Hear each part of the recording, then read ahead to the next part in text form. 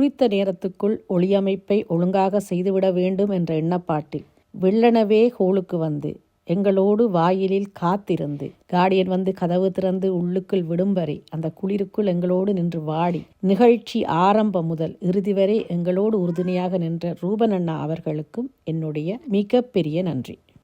இந்நிகழ்வுக்கு நடனம் முதுகெலும்பென்று சொன்னால் அந்த முதுகெலும்பை நிமித்தி வைக்கும் பொறுப்பு குழலிசை என்னும் இளம் மங்கையிடம் இருந்தது.